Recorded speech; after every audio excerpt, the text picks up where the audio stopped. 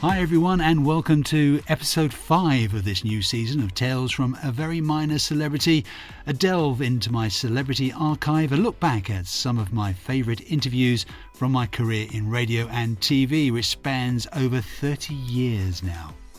Michael Ciaran Parker is better known by his stage name Michael Barrymore.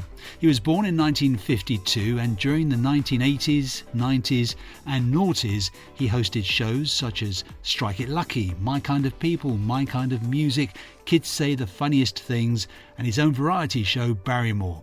And in 1993 he headlined the Royal Variety Performance.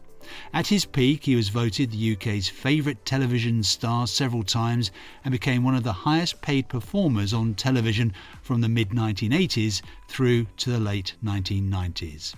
But Barrymore's television career effectively ended after the death of Stuart Labbock in 2001, following a party at Barrymore's house in Essex. He tried for many years to revive his TV career. He appeared as a guest or contestant in a number of celebrity-style programmes, which culminated with him being named runner-up in the 2006 edition of Celebrity Big Brother. When I met him, he was promoting his one-man show at London's Wyndham's Theatre back in 2003, the latest in a long line of comeback attempts. It's just a natural instinct to want it to be a success, but I mean, I'm sensible enough and grown up enough to take it as it comes. It'll be what it'll be. Yeah. And a career doesn't centre around one part in your life. If it doesn't work out, well, then I'd be very sad, but I wouldn't hang on to it and go on to the next thing. And if the next thing doesn't work, then I'm running out of options. Yeah. But then I'll deal with that when and if it comes. Are you phoning up every morning to see about ticket sales? I don't get into that. No. I really don't go down that road. I'll go out. Whoever's there, I will perform. I don't forget, I started a long time ago, with literally a few people in the audience. It's not that I'm asking for that, but they've sold the tickets. I mean, I started with 3 weeks. It's now 7. So I don't think in today's world that people take chances with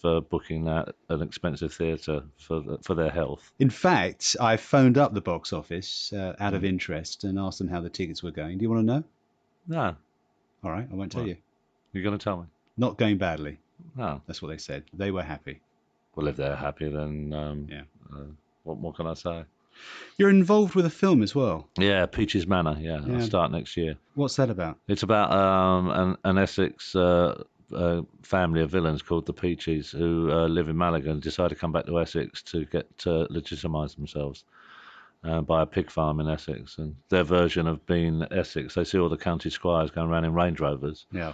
But the Peaches one has got 6 wheels and stretched and blacked out windows. It's their version of it. And I play the henchman who looks after the governor, Ray Peachy, called Flowers, and my nickname's Bunches, and he's got a slight stammer. You've been very critical of how you were treated by ITV. How would you have treated you? I would have gone back to the old days where I believe that, like the old school, like Lou Graves when they were running it, they would have gone, what's gone on here?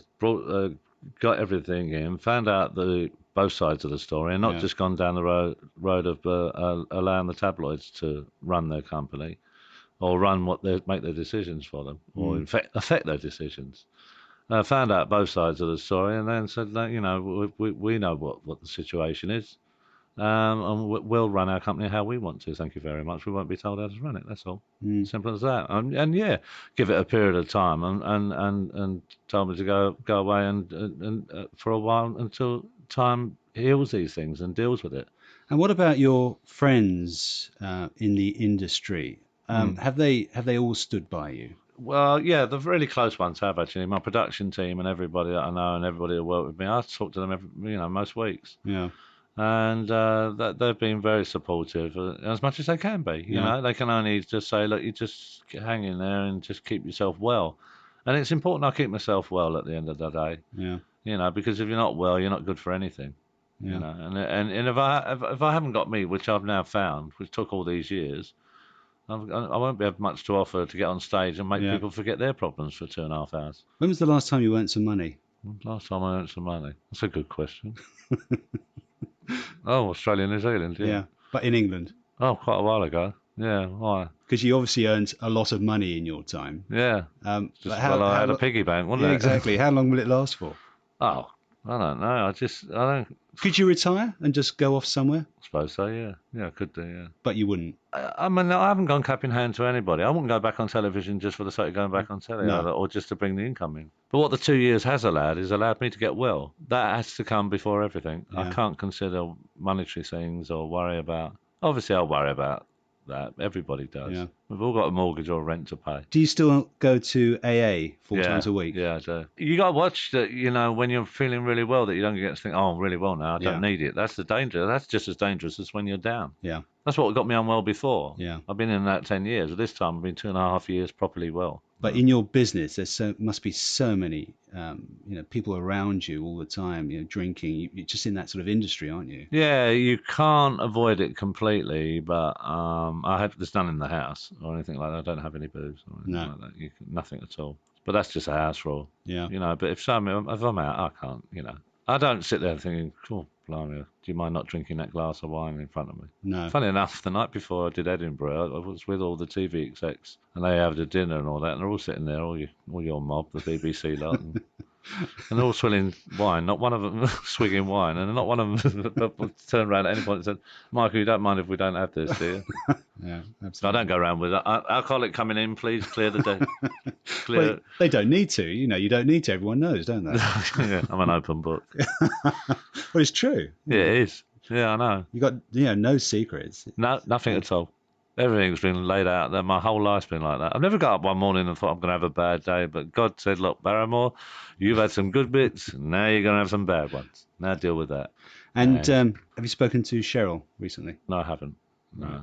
It's a shame that it's still like that, but that there's so many things to deal with in your life. Yeah. I'm talking to you today, and I'm dealing with that. Yeah. With that, well, that's not to deal with it. I've enjoyed talking to you, but I mean, it's weird. You get relaxed with some people, and other people you think, oh, I think it's just that we all live off each other, an instinct for each other. It's weird, and I've no instinct as to where Cheryl's mind is at the moment or what she's thinking. But I never wanted to end nasty anyway, but it did, unfortunately. But that's how it goes. Right. Again, because it's played out in the public forum, it can all get a bit misrepresented and versions of what the truth is, which unfortunately is a bit sad.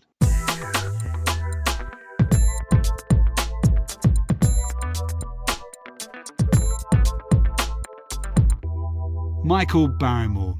Now, that show at the Wyndham Theatre, which he was promoting, was scheduled to run up to the 11th of October 2003. Then, after a 2-week break, run until the 8th of November the same year.